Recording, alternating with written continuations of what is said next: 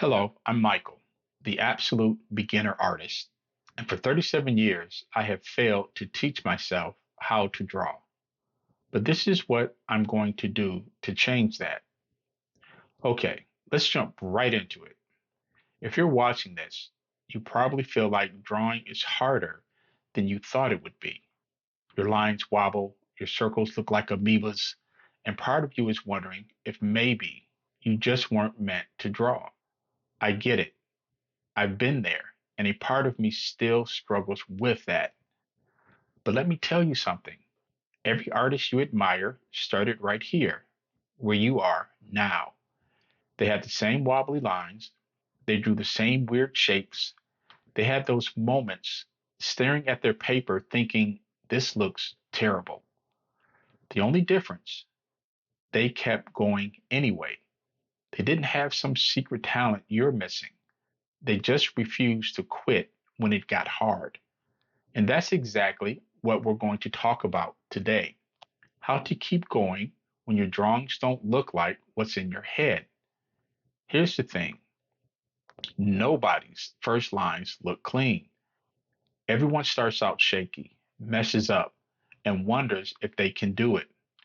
And that's not failure, that's the process. Your brain is literally learning something new every time you pick up that pencil. It's building new pathways, figuring out how your hand connects to what you see. Drawing works the same way as building muscle. You don't expect to lift heavy on day one. The awkward beginnings aren't proof you lack talent, they're proof you're building strength where it matters most. Patience, focus, and the steady hand that only shows up after repetition. Every bad drawing is your brain getting stronger. Every wonky circle is practice. Every frustrated moment where you want to quit, that's exactly where the growth happens. Instead of thinking, I have to get good fast, try this. I have to show up today. 5 or 10 minutes. That's it. You don't need a masterpiece. You just need today's page filled.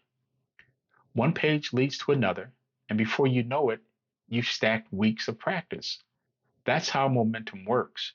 It's not about giant leaps, it's about steady steps. Think of it like this, you're not trying to run a marathon tomorrow, you're just putting on shoes today. Every time you sit down, even for 5 minutes, you're proving you're someone who follows through. You're changing your identity from someone who wishes they could draw to someone who actually draws. That shift happens one page at a time, one session at a time. You may not be able to control how fast you get better, but you can control whether you practice today. You can control whether you pick up that pencil right now. Every time you sit down and draw, even if it's just messy lines on scratch paper, you're doing what matters. You're not trying to be perfect, you're just showing up. And each time you do that, you're becoming someone who doesn't give up. You're building the habit that matters most. The skill will come later, but the habit of not quitting, that's what separates people who eventually get good from people who stay stuck wishing they could draw. They could draw. Every artist you admire had to learn this same lesson that consistency beats perfection every single time. They didn't get good because they were naturally gifted. They got good because they showed up. So here's my challenge for you. Don't worry about being good.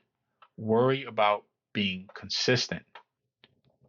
Get some lined notebook paper, a pen or pencil, a ruler, a couple of sheets of copy paper, some kind of timer. Set your timer for 5 minutes or 10 if you'd like. On the lined notebook paper, create a 2-inch column on the left side of the paper. Set your timer and begin tracing each line 10 times. Continue tracing each line 10 times until the timer goes off. This will get you started and help you develop the habit of practicing drawing. That one column is proof you didn't give up. And that's all you need right now. Tomorrow, you can do it again. If you're ready to stick with it, drop a comment that says, I'm still here, because you are. That already makes you different from the thousands who quit.